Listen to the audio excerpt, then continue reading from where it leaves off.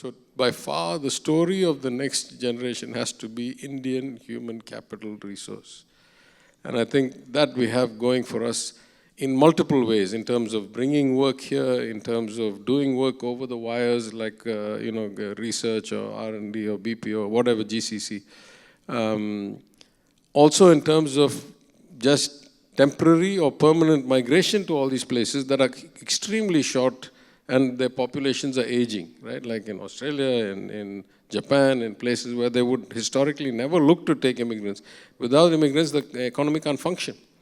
So it has to be a capital story. The second is the last 20 or 25 year implicit trade of the whole world was shift all your manufacturing to China, and in return they'll use all their excess profits to fund your government debt, your deficits, right? They built up their foreign exchange reserves to 4.5 trillion or something like that. That trade is unwinding dramatically. China's got a lot of internal problems. They're selling down their foreign reserves. They've got to deal with a lot of things. But a lot of the global corporate community, partly because of COVID, partly because they've understood the risk, concentration risk of keeping everything in China, but also because they're worried that the Chinese companies are becoming so big and so good that they may dominate whole industries and sectors. So for all these reasons, the de-risking of China is happening at an exponential pace. Like, we talked about this Bloomberg story about what is happening in Tamil Nadu. Yes, we're doing a lot of things right. But the macro wave is everybody's getting out of China.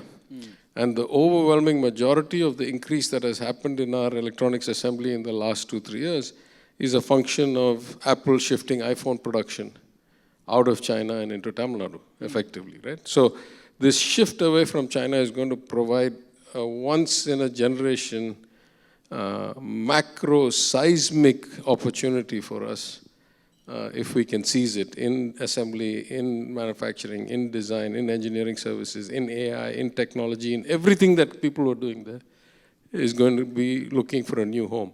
Of course, we have competition. We have in Vietnam and Thailand, most of the competition is in Southeast Asia, also in Eastern Europe, places like that. Now the question is, what are the states doing about it, and what can the center and the states do together? The states are doing, I'd say, some better, some worse. We've had really good outcomes in Tamil Nadu. We're focusing on skilling, we're focusing on infrastructure, we're focusing on relative ease of doing business, and more than ease, speed of doing business, right? Like what China is really known for is that the gap between intent and outcome is very short and very reliable, that you can start and get things done. We need to get to that level where if an investor comes to us and says, I want to do something in a reasonable period of time, 6 months, 9 months, 1 year, they should have it up and running.